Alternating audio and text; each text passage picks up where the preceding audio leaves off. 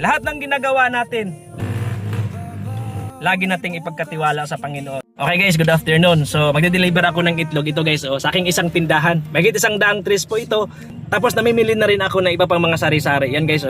So may nagtanong pala sa akin guys kung kailan daw ako nagsimulang magsari-sari store. So sa bago pa lang dito sa aking Facebook page, nagsimula pa ako magsari-sari store December 28, 2022. So 2026 na ngayon, 4 na taon na akong nagsari-sari store. Nung 2022 guys, nagtayo ako ng aking maliit na sari-sari store. May trabaho pa ako noon sa isang malaking company. Pero may balak na akong mag-resign.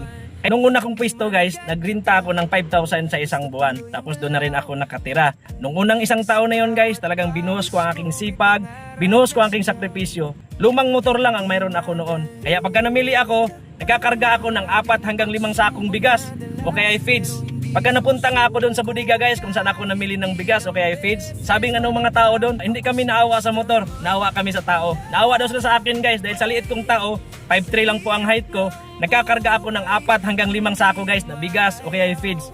Pagkalipas ng isang taon guys, sa awa at tulong ng Panginoon, nakapagpatayo na ako ng aking sariling tindahan. Tapos nag-alaga na rin ako ng manok na paitlog, nag-alaga ako ng baboy, hanggang sa nagkaroon ako guys nitong lumang sasakyan. Luma na ito pero all goods pa. Ito yung palagi kong kasama ngayon sa hanap buhay. Pagka namili ako ng feeds, pagka namili ako ng bigas, pagka nagde-deliver ako ng itlog, ito na yung kasama ko guys, itong sasakyan na ito. Yung luma kong motor, andun pa rin, nadagdagan pa. Ito lang masasabi ko guys, sa gusto ding pasukin ang pagsari-sari store. O yung may sari-sari store na lahat ng sipag natin, lahat ng plano natin, lahat ng sakripisyo natin, lahat ng ginagawa natin, lagi nating ipagkatiwala sa Panginoon. Siya ang lubos nakakaalam, lagi nating iasa sa Panginoon. Wala tayong magagawa kung wala tayong Panginoon sa buhay.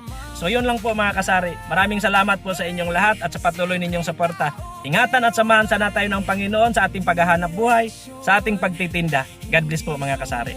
Adios mga kasari.